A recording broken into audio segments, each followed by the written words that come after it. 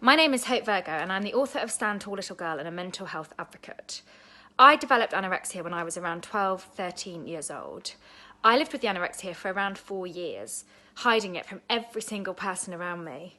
For me, the anorexia started off quite slowly. I skipped meals here and there. I already did a lot of exercise. It kind of upped all of the exercise. But the anorexia became like having this best friend. It became like having this person with me the entire time, giving me this value and sense of purpose that I wasn't getting from anywhere else.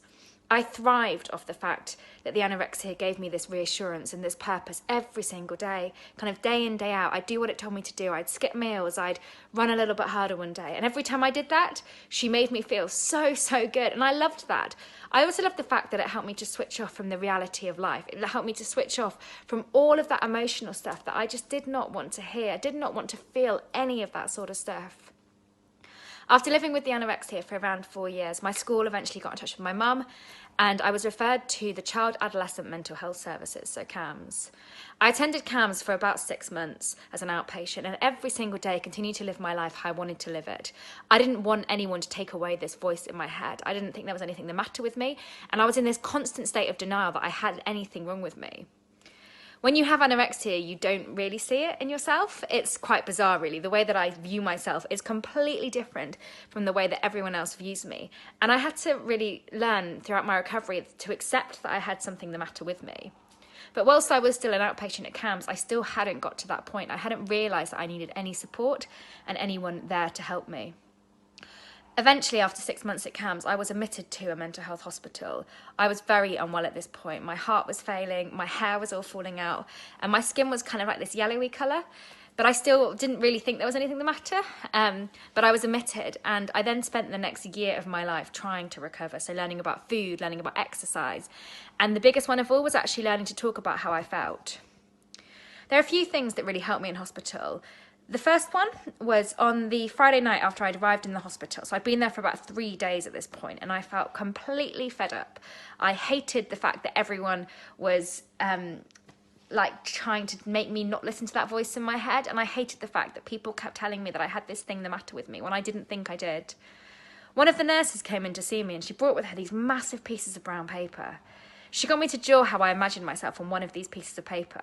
She then got me to lie down on that exact same piece of paper, and she traced it around me. She then got me to stand up and look down at that paper.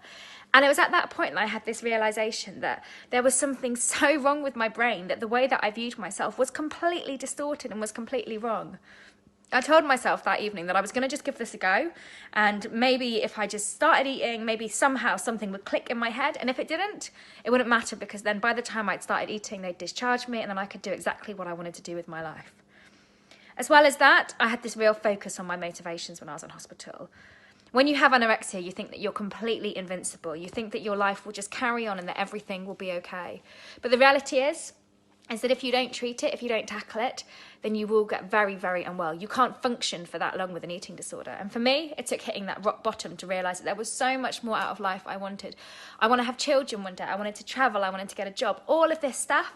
And I had to use all of these motivations to actually realise that what that anorexic voice was doing to me, what it was causing me to feel and think, was just all a load of rubbish. I had to learn that what I thought was my best friend, this anorexic voice in my head, was actually a manipulative person, and someone that just lied to me constantly, making me feel certain things, convincing me that I had to rely on it fully.